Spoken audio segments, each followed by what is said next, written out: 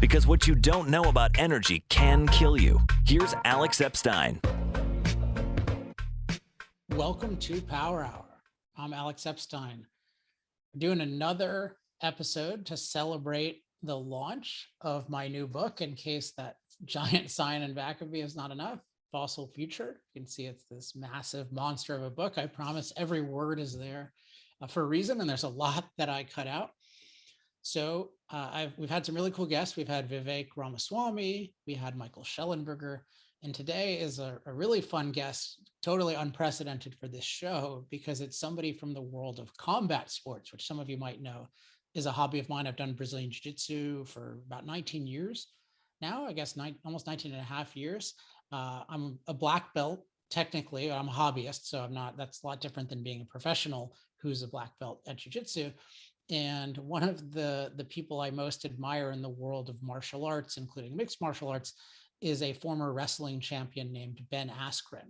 Ben won the national championships multiple times in wrestling. He was in the Olympics. He was considered, one of the leading candidates to medal at the Olympics. I believe it was in 2008. And one of the things I admired most about him was he's known almost universally as a huge innovator in wrestling. He's not a non-athletic guy, but compared to a lot of wrestlers, he's not the most athletic guy.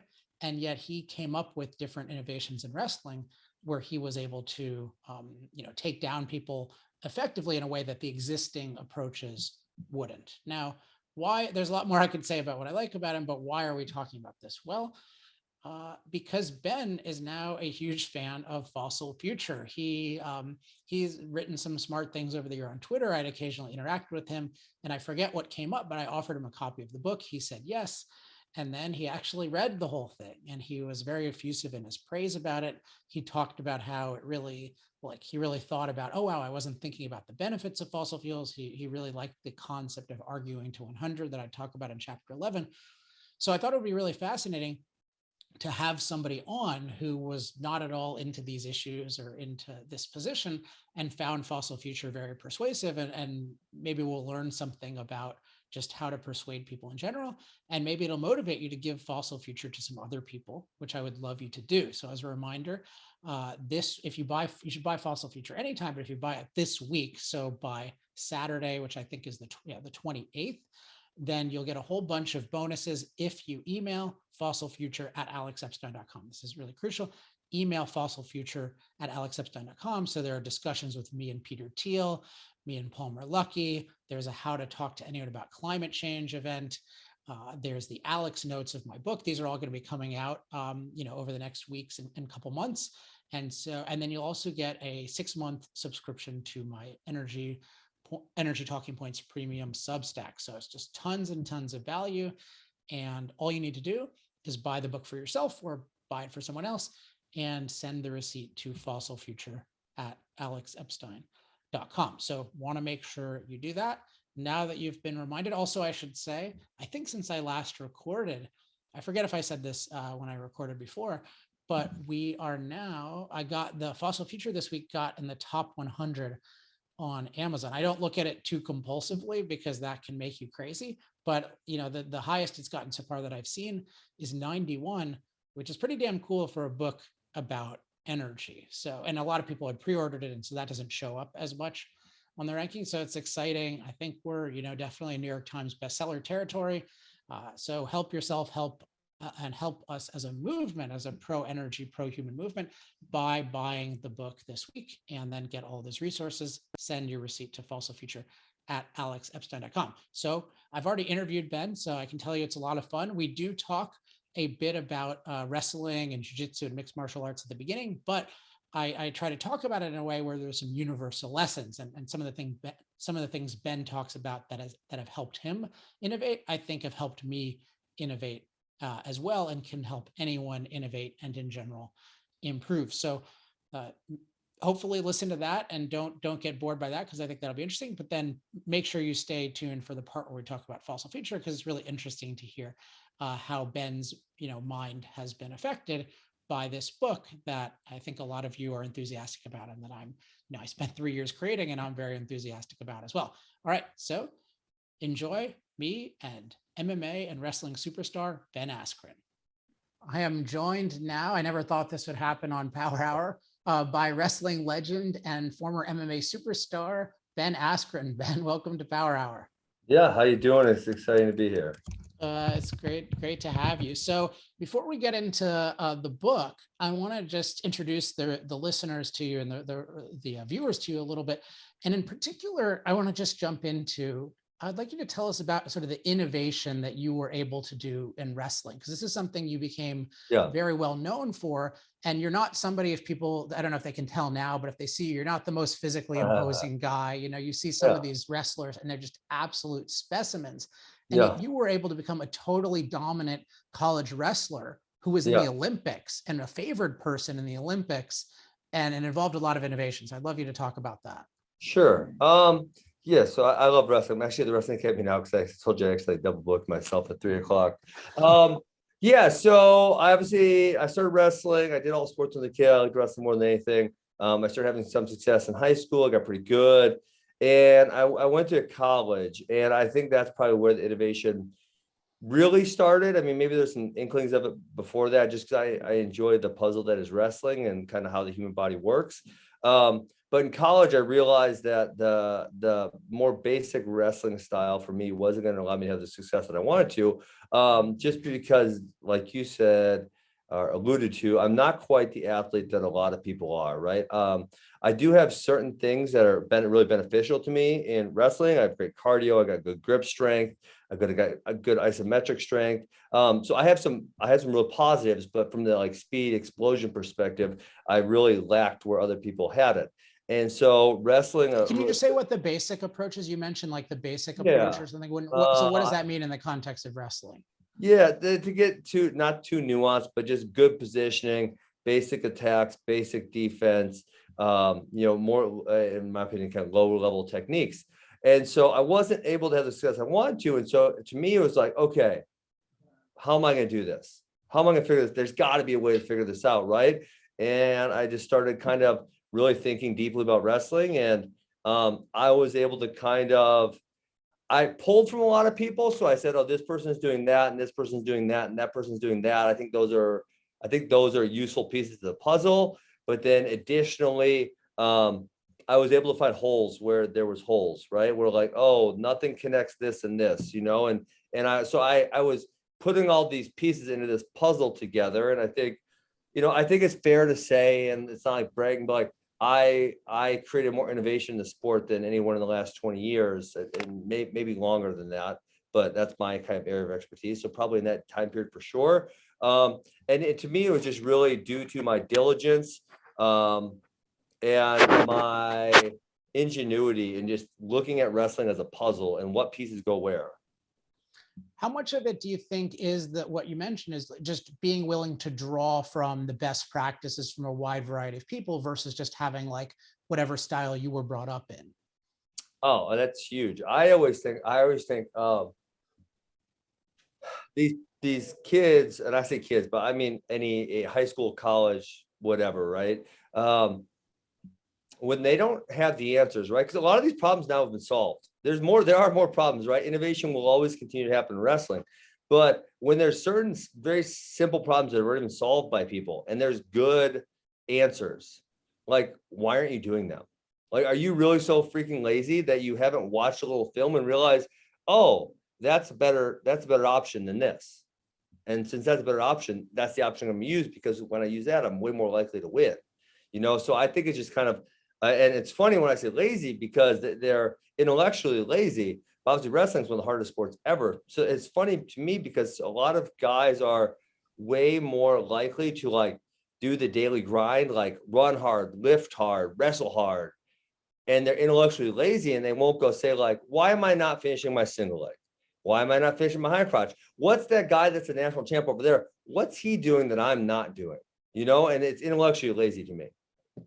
That's interesting. I know you're very familiar with Gordon Ryan, whom I'm a huge fan of. He's, by far the most like sort of shockingly dominant person in the modern no-gi jiu-jitsu world. And he talks about this, how people are just, at least in that sport, are just totally unwilling to just do like the mental work, just to go through the work of watching tape, thinking about it, et cetera.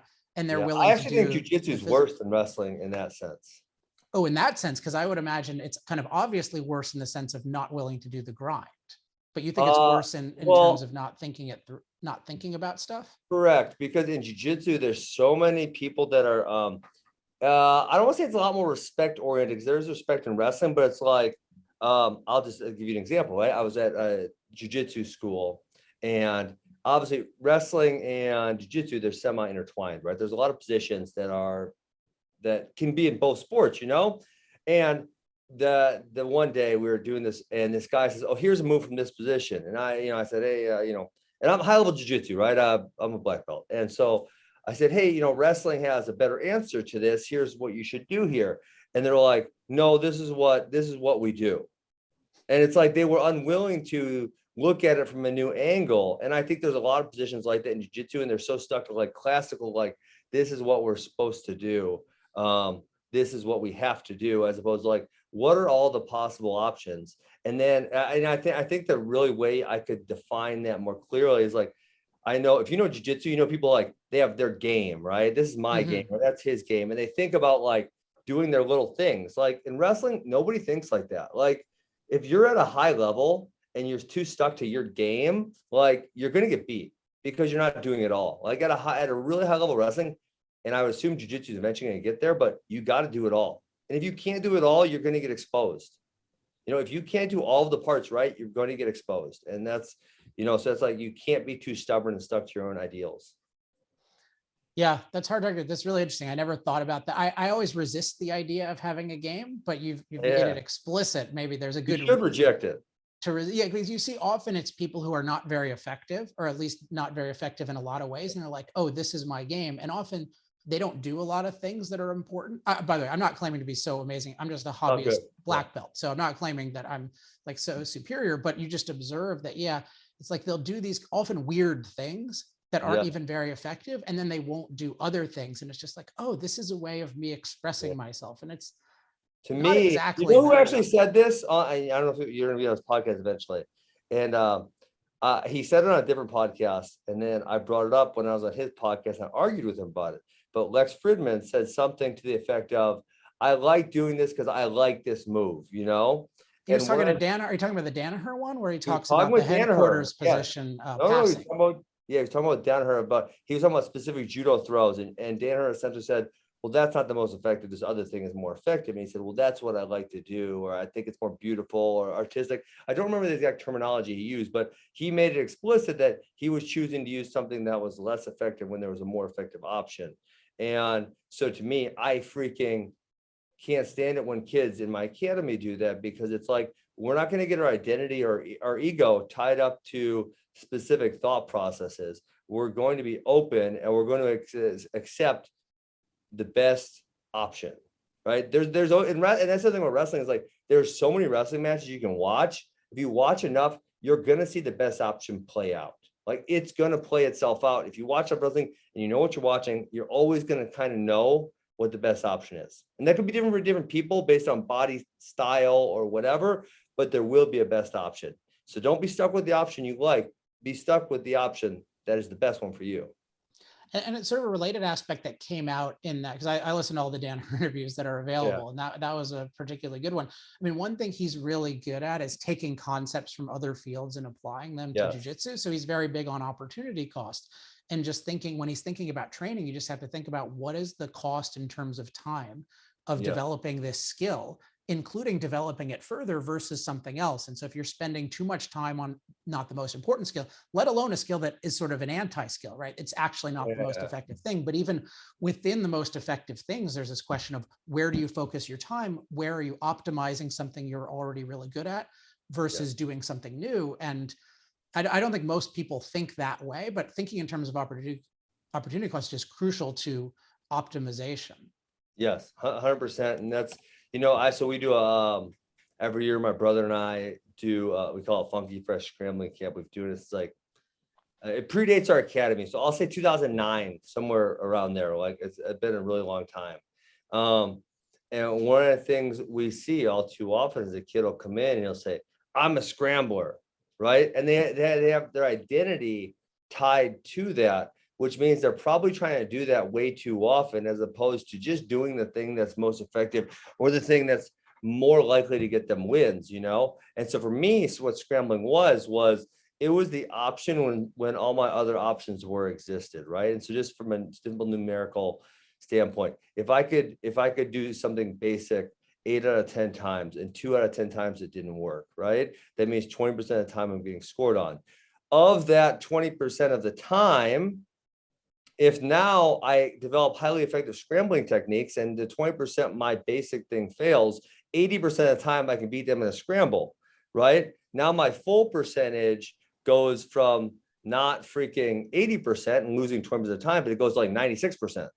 Right. So that's kind of the way you think about it. And then you can continue to break it down further through the positions.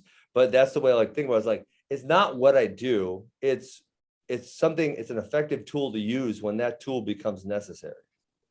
So one reason I wanted to bring up the innovation is I thought that I would identify with it some, and I do. So, and two things you've brought up sort of I identify with and how I've approached things. So one, I have a concept I call the pie of ability, which is when I'm thinking about, like when I was thinking 20 years ago about what I wanted to do and sort of what I wanted to achieve, I really thought about what are the different things that would make like a truly amazing explainer of things. And there were things like public speaking ability and, certain writing ability and clarity about a subject. And for example, I had no public speaking ability. I was terrified to be put in front of audiences, but I knew that I had to have this as part of my pie. So I just forced myself up in front of audiences.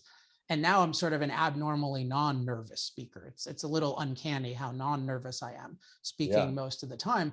But so there's that aspect of just looking, like really being objective about what you need to do. But then the other thing, and I'm shocked at how people do this, is really looking at who are the best people and what are they doing. So like I'm an energy guy, but I don't look at energy speakers, right? I look at the best speakers. I don't just look at energy writers. I look at the best writers. Because if you're limiting yourself to some narrow niche of people, you're not going to get the best practices.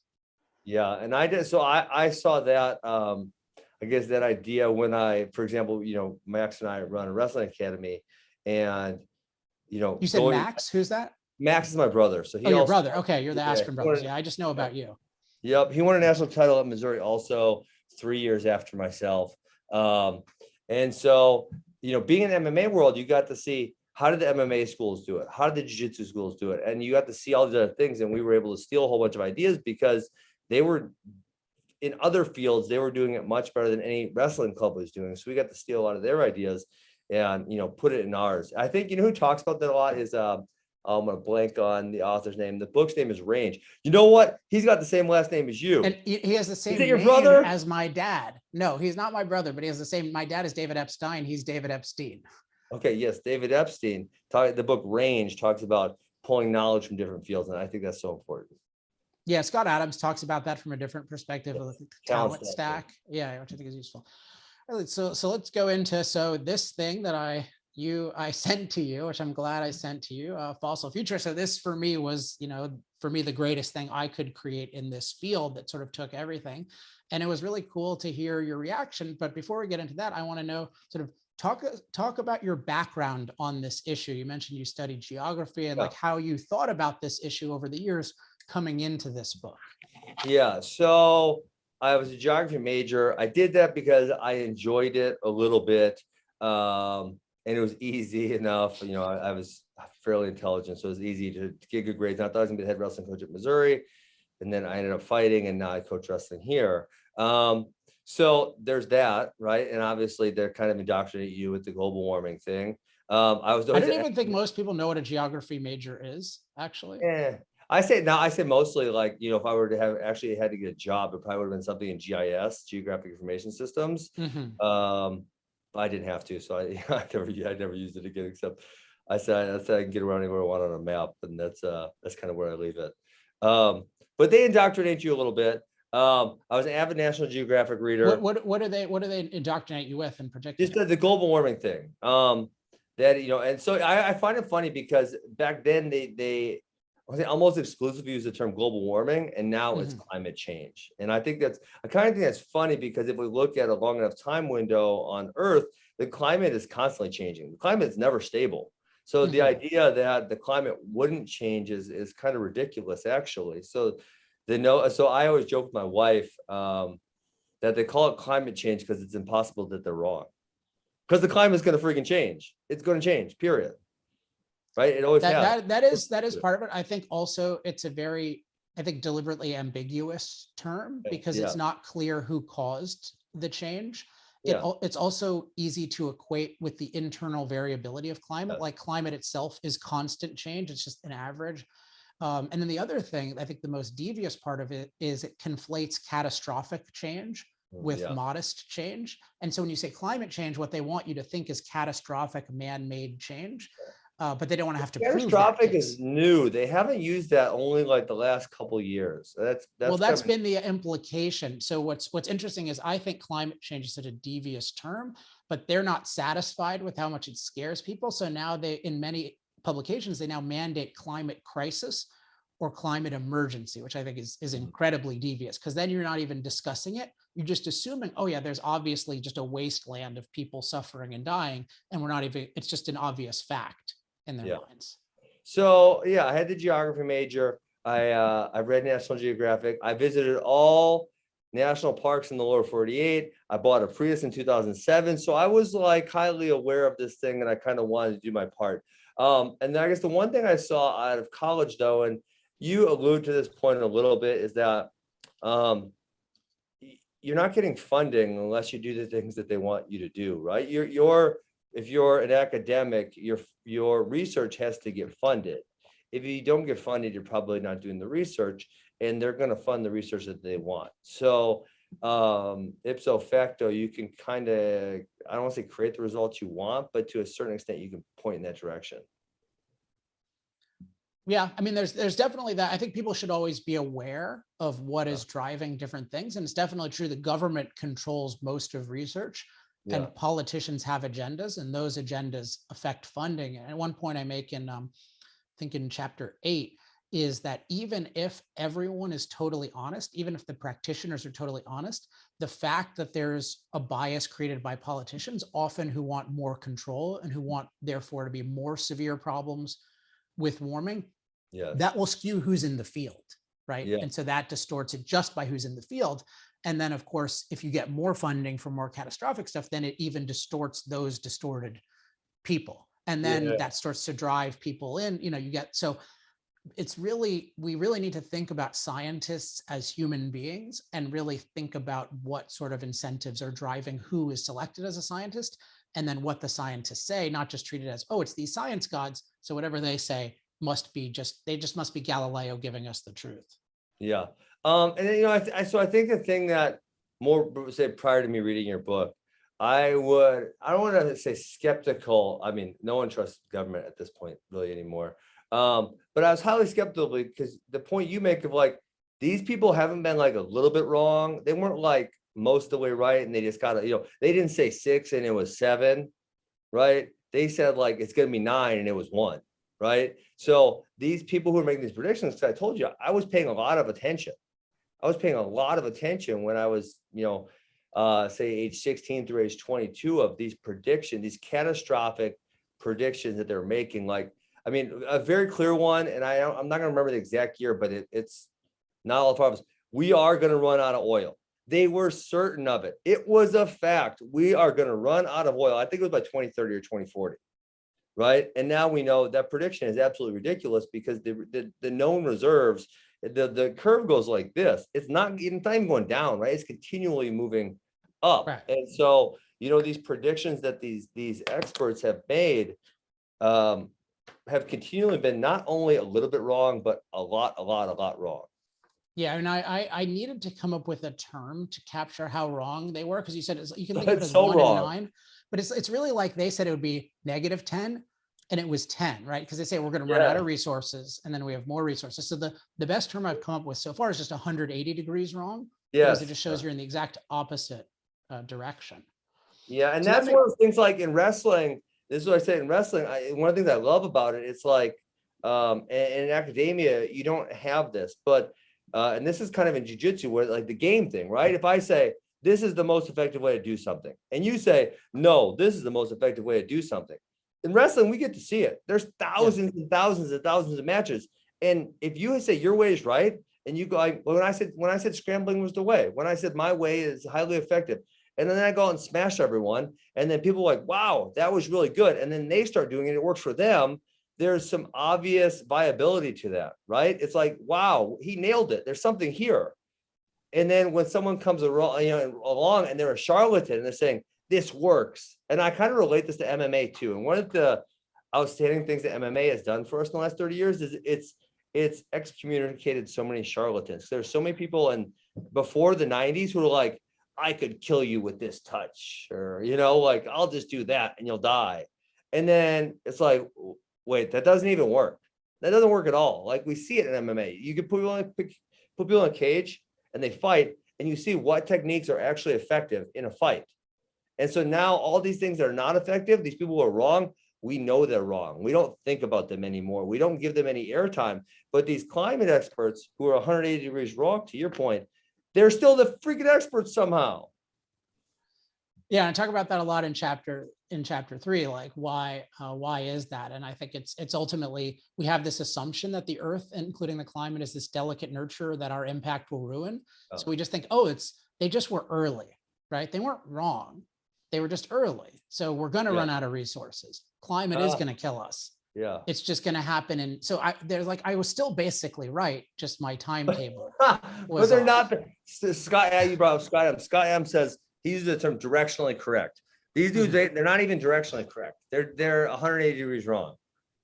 Yeah, for sure. I mean, the earth is becoming more they keep saying the earth will become less livable as we impact it, including using fossil fuels. It keeps getting more livable. And then the other thing is they have a different definition of livable or good. That's the core of it, right? Is the view that the goal should be to eliminate human impact on Earth. So from that perspective, Earth is getting worse because humans are having more impact. We're having more success, but that's irrelevant to them. Whereas if it's advancing human flourishing on Earth, then you see it as the Earth is getting better. So they actually think of it as, no, there was a catastrophe, because it was never about the humans. It was about the catastrophe is just us having a lot of impact. Yeah, that is, I mean, that's, so when you start thinking that direction, and I don't know if we want to go there in this, but that gets to this like one world order, really demonic type thinking, like, and when you say it's like, I think some of them really do think this, like they're really anti-human. They really think there should only be 1 billion people on Earth, not 7, right? I mean, they genuinely think that. There, you put some really nasty quotes in there. The one guy said, what the hell did he wants to come back as a plague or something to that effect. Yeah, there's I think Prince Andrew had that. And then there's until we choose to rejoin nature, we can only hope for the right virus to come along. That's really demonic. It's not good. Yeah, and it's rare though that it's that explicit. And part of what I try to do in Fossil Future is just make it clear that, hey, if your goal is to eliminate human impact, that means eliminating human life. Just like if someone said, hey, Ben, my goal on Earth is to eliminate bear impact. You'd be like, okay, well, you're obviously going to kill all the bears. Like that's what you want to do. But they try to get around it. It's like, oh no, we just want to lessen it a little bit. But it's really an anti-human idea. So, all right. So tell us about, so I forget exactly what caused me to send, you said something on Twitter and we interacted somehow.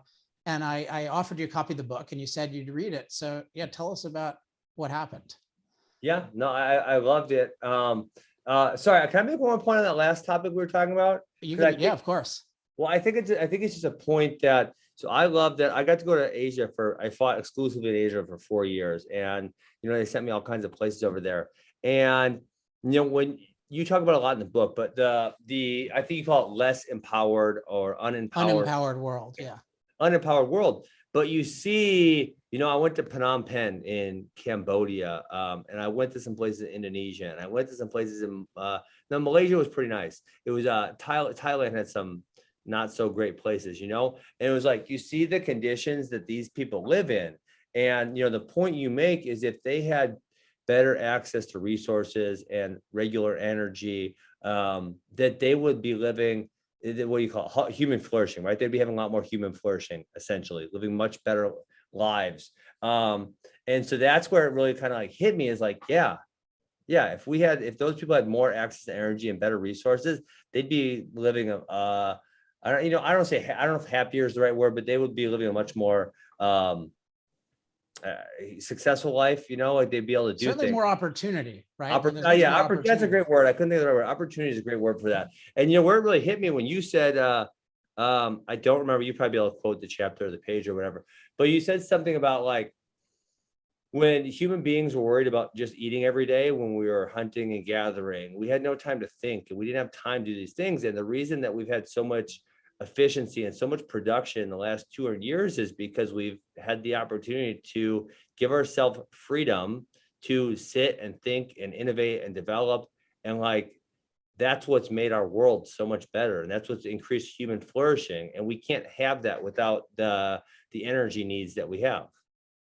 Yeah, I think a lot about that. What is it like to live in a manual labor world, right? Where 90% of the effort is going toward agriculture. And a key aspect of that is you just don't have time to think. And so I call it the vicious cycle of unempowerment, because when you're not empowered by machines to produce all this value, then you're just doing it manually and you don't have time to think about how to get out of your predicament. Whereas now we have machines doing stuff and we can just spend tons of time thinking about how the machines can do even more stuff for us. And then that frees up even more. And that's why you get this kind of positive exponential thing, which is totally unprecedented in history. And if with enough freedom, it can continue. Yes, I agree totally. And then I also really love I love that you denote, because this is kind of something I've really become passionate about since I become a Bitcoiner, but is the personal property thing, right? A lot of people don't think about that, especially in America, because our personal property is our personal property and we don't have a lot of battles over that. But in say a socialist economy, that's not the case, right? If the state says they own that, the state owns that. And that's something Bitcoin talks a lot about, because Bitcoin it's the first personal property in the history of the world which is non-confiscatable. So when you start thinking about it in those terms of people living under authoritarian or socialist regimes, them having some type of personal property which the government can't confiscate is hugely important. Yeah, so I talk a lot about that in chapter 10, just about how freedom, but including the enforcement of property rights, is so crucial. And particularly if we go back to the poorest parts of the world, it's definitely true. They need more low cost, reliable energy, but part of how you get that is having property rights. So in part, the most efficient way to empower is to have foreign investors want to invest in your country, because you can just do it so rapidly. You don't have to build up yourself. You can have external people saying, hey, we're going to buy a lot of machines and infrastructure to make you more productive. And then you get some of that value and we get some of that value. And it's just so fast. But you're not going to do that where you can't get return on investment. And with so many of these corrupt dictatorships, it's just that way. So you really need the freedom to trade with property rights and contracts. Yes. Yeah, I agree totally.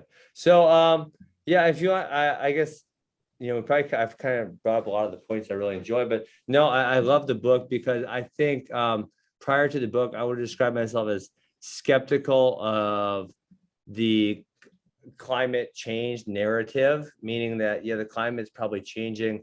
We may be impacting it a little bit, but there's other significant factors that people aren't counting in. And that, over the long run, I didn't think we were going to have as large of an impact, and mainly because of all the failed predictions, right, that we talked about. So many people have so many failed predictions from, when I was really paying attention in like the late 90s and early 2000s. None of the things that they predicted came true, with sea level rise, total temperature change, all these things. So I would describe myself as skeptical. And then the way you describe it with, the human flourishing, anti-human, I think I don't want to say even more pessimistic of the people in charge, but I do think that they are really running a tight agenda to push us in the wrong direction. And then I guess the other thing would be, we got to fight back harder, right? So we got to argue harder, push our side harder. I don't want to say push our side, right? Because I talk in wrestling about being open to the most ideal things, like the things that are going to create human flourishing. That is what we value, right? We want the most human beings possible to have a great experience while they're here on Earth, and that's what we should be pushing. Definitely. So I just want to ask you about two things that I think you brought up when we were messaging and stuff. So one is this issue of looking at the benefits of fossil fuels and how we're just not taught to do that. It seemed like you had an experience with that as well. And that was a big deal in my thinking as well. Yeah, I don't think, it's just like, I don't, when you started bringing up all the things that fossil fuels have allowed us to do and that we don't think about, I mean, one of the things that I always laughed at, because I drove a Tesla for I'll probably get a new, it's a great car. So I'll probably get a new one. But is they would always say zero emissions. And to me, that was so effing stupid because it's like, I plug it into the fucking wall. Can I cuss on this podcast? Yeah. Okay. I plug it in the fucking wall. Listen, the electricity is coming from somewhere. It's most likely coming from a coal power plant. So if I'm getting my car's power from a coal power plant, then there is emissions, but yet we call it zero emissions. That's just not truthful. So yeah, I mean, I always just kind of like laughed at certain things like that. Yeah, so that to me is an example of like with fossil fuels, we don't look at the benefits and just look at the side effects. And then with the alternatives, we just look at the benefits and don't look at the side effects. So this obvious kind of zero emission scam where, yeah, it's coming from coal or it's coming from natural gas, but they want to act like, oh, it just comes from the plug. Like Yeah, it's magical. And then I think you made great points about and I would say I probably would have leaned in this direction before your book, but obviously you gave a lot more ammunition of just like solar and wind are really not viable. They really aren't. And then when you want to talk about the environmentalist scams are like hydropower or nuclear, like to me, those are such obvious good options to try to use, but they fight because like you're going to kill the fish in a river, right? Or, nuclear, I honestly don't. I think it's just kind of a scare tactic. I don't get why people don't use that more. It seems like that, honestly, that seems like the best option. If we want less emissions, nuclear seems like the best option. Yeah, definitely. I mean, I think I attribute. How do you feel about that? I don't know. You're the expert here. Well, I think nuclear is kind of the most promising long-term. I talk about in chapter 5, what are the unique things about fossil fuels? And part of it is they have this material, it's like naturally stored. So it's like a natural battery and it's naturally concentrated and abundant. And nuclear has all of those even more so. So it's just this amazingly concentrated source of energy. It's more complex to harness, but the main thing is it's been criminalized by the government. And I'm a big fan of decriminalizing it. So I'm a huge fan, but it's not replacing fossil fuels given how the expanding energy needs of the world. Like it's not going to get rid of fossil fuels. It'll add to fossil fuels. And then maybe in the distant future, it'll replace it. And that would be great. I'd be totally happy because I don't care about fossil fuels per se. I just care about cost-effective energy for as many people as possible. But it's why do they oppose it? I think the average person might be scared about it, although that's changed. But the leaders who should know better, it's because they're on the anti-impact framework. So they see it as evil to manipulate nature in a new way, like by splitting the atom. And then they really hate the waste, even though the waste is pretty benign and it's very small, because they think, oh, we're creating something and it's going to last a long time. And we have no right to do that. Humans shouldn't do that. And it's this deep anti-humanity saying, hey, we're not going to have this abundant, clean source of energy because we don't want to have an effect on the earth. Yeah, absolutely. So your, I guess under your ideals, what is the way we fight back? Is it just education and thinking about it more and creating the right framework to push back, or what's the proper way to do it? Because, when you think of things like the, what's the one climate, the Paris Accord, is that the one? Yes. Yeah. Like stuff like that, where they're trying to reduce where we're at now. Like how do regular people or how do we push back on that? Well, let me ask you something and then I'll address that. Sure. Which is, I know I think you like the idea of arguing to 100. So I'm curious your take on that, because that's going to be part of my answer, is arguing to 100 in a certain strategic way. Yeah, no, I agree totally. And that's what I kind of said earlier, is like, I would have been just a little bit skeptical, and now I'm like, F these people. We need to really push back hard. And part of it, I think, of arguing to 100 is so part of saying, I'm skeptical or like they might not be right, is basically saying, okay, they're taking the world in a direction. They're eliminating fossil fuels. Yeah. I'm kind of bringing them back, which I think of as arguing to zero. Yeah. Versus saying, no, we're going to change the direction. Their direction is wrong. We want a world of expanding human flourishing, which means expanding human empowerment, which means expanding fossil fuel use. And that's a good thing. So I'll get to the tactical stuff, but the fundamental is to have like a very enthusiastic pro-human movement where we're like very excitedly advocating for a better world. and empowering more people. I was talking about this on the Bitcoin Magazine podcast yesterday, because Bitcoin has actually given us an amazing model. Because think about like the fiat money thing.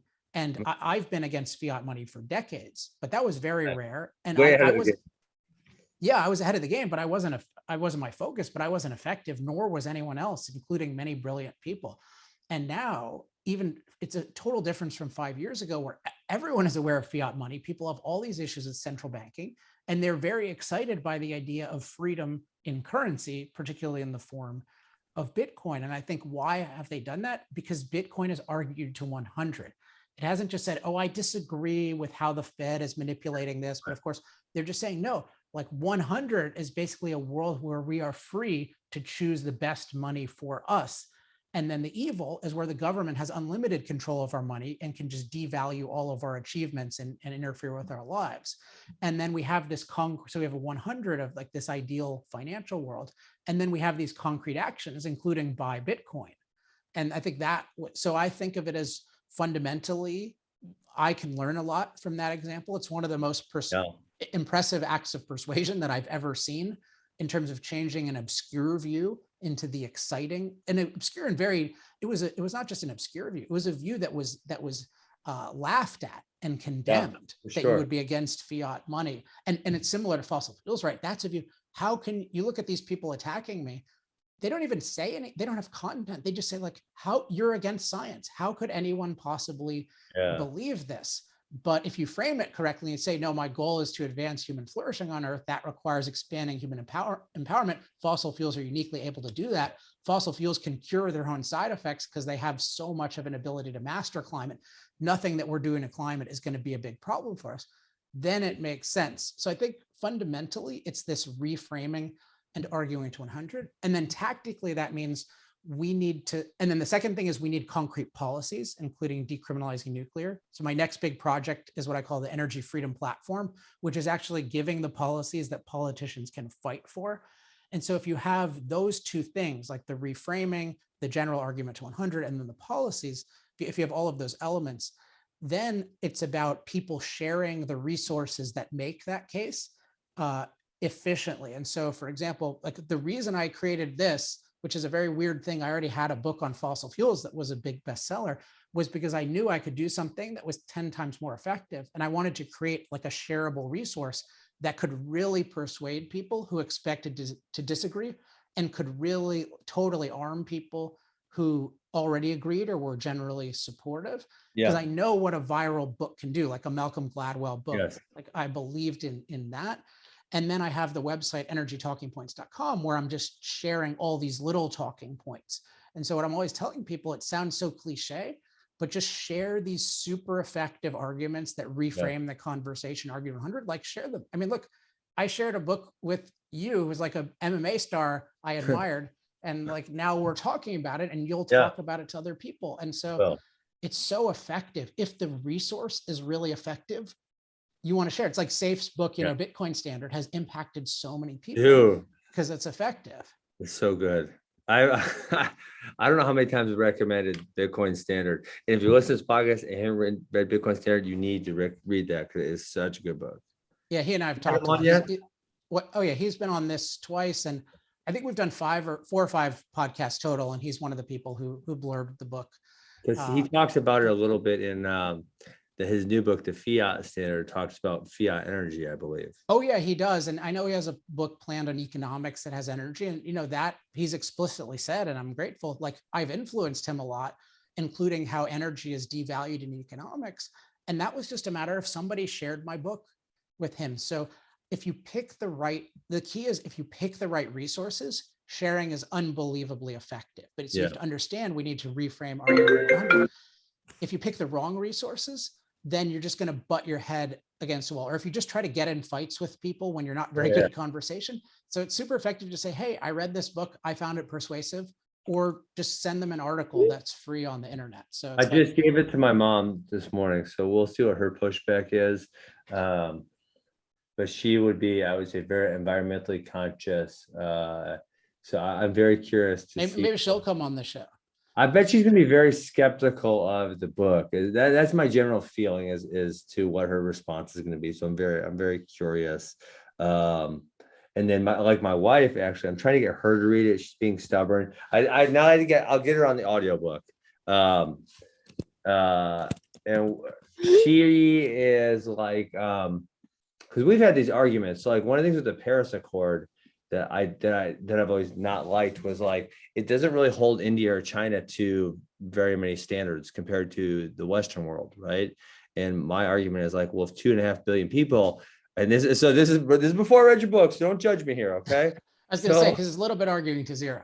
Yeah, exactly. Well, it is, right? But if India and China aren't making any changes, that's 2.5 billion people. And what are the little things we're going to do? What difference is that really going to make, right? Or I always laugh at the things like the paper straw gimmick. Like this seems so ridiculous. And so she's always like, "Oh, you're being negative, or you need to you need to care more," that type of stuff. So I'm really curious now, obviously. That it's arguing to 100. I'm yeah, that's perfect, right? Because you're saying like you're sort of the direction is right, like the direction of this stuff is right, and you're sort of nitpicking and saying, oh, it won't work. Whereas my basic, what you say is about both of those things are true. My thing is the direction is wrong. You're trying to eliminate our impact on climate as your top goal when billions of people are poor. No, that's the wrong goal, and that's part of why it's one interesting thing. I don't know if you've seen parallels in other things, but is that if you have an extreme view that you totally believe in, it's much more effective persuasively to just say that because it's interesting than to say something mild. So imagine Moral Case for Fossil Fuels had been titled "Fossil Fuels Aren't as Bad as You Think."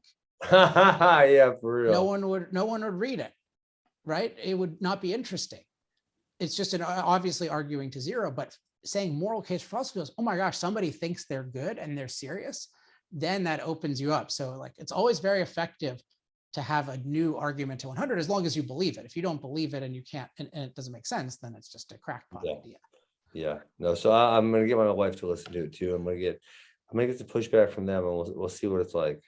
Yeah, I look forward to hearing it. Well, I really appreciate you coming on. Anything you want to tell the listeners, including anything of yours you want to promote? No, not really. I mean, unless you live in Wisconsin, you want to learn how to wrestle. Otherwise, you can just follow me on. If they do live in Wisconsin and they want to wrestle, what should they do?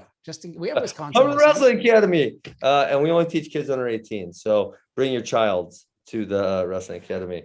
I'm on Instagram and Twitter. I don't really love Instagram. I really like Twitter a lot. So I'm fairly active on Twitter, and that's it.